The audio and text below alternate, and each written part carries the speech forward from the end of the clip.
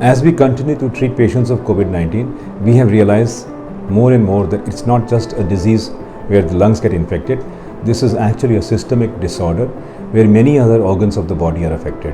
COVID-19 के diagnosis और disease severity के लिए हम कुछ markers study करते हैं. The attempt is to inform you and guide you about the role of these markers and also to actively discourage you from ordering these tests at home without any medical supervision.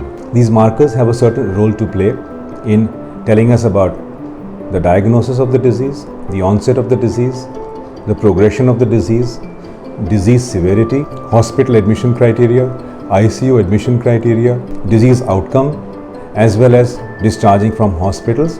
These biomarkers help us to take decisions. We have realized that in COVID-19, there is an immunological, inflammatory, and coagulatory response from the body. Each of these markers helps us to know the stage of the disease, and there is a significance that each marker has attached to it. The first and foremost is CRP or C-reactive protein. C-reactive protein is produced in the liver. It is produced in the presence of inflammation, and it is a reliable marker for showing inflammation in the body.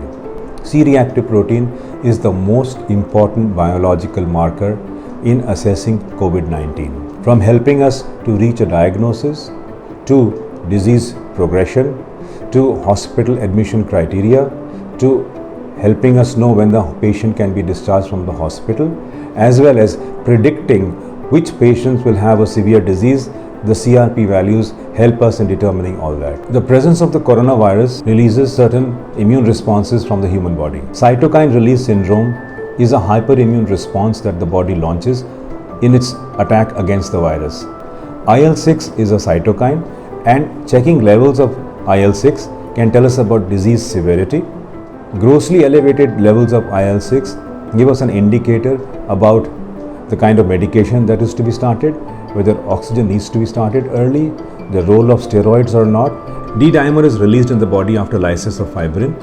Elevated D-dimer levels tell us about impending or present coagulopathies and helps us to take a decision regarding which drugs to be started at that time. Higher D-dimer levels indicate higher disease severity. LDH, lactate dehydrogenase, this indicates destruction of cell membrane, और LDH value high होने का मतलब है कि disease आपके lungs पे पहुंची है और आपका लंग टिश्यू डिस्ट्रॉय हो रहा है या उसका नेक्रोसिस हो रहा है. कॉम्पोजिट हेमेटोलॉजिक मार्कर्स और CBC काउंट, जब आपका कंप्लीट ब्लड काउंट किया जाता है, there are some indicators over there that tell us about disease. Initial anemia, यानी कि अगर आपका हीमोग्लोबिन लो हो जाता है, that shows disease severity. WC count में ल्यूट्रोफिल्स ज़्यादा बढ़ जाते हैं, लिम्फोसाइट्स कम हो जाते हैं. रिडक्शन इन लिम्फोसाइट काउंट्स और लिम्फोपीनिया is an indicator of severe disease. Monocytes are usually reduced. It is not just a specific level of biomarker, but also how the biomarker evolves through the progression of the disease. It gives us an indication about how the body is dealing with the disease, how much it is fighting back with the disease. It tells us about the aggressiveness of the virus, and finally it tells us about disease progression and when the disease goes away completely from the body. Time-wise variation in markers gives us an indicator about disease status. So a single value sometimes may not be as important as series of values depending upon disease moving up and becoming more severe or gradually becoming less severe. With over 1 lakh medical experts and the facility to teleconsult, experience clinic-like consultations on Practo.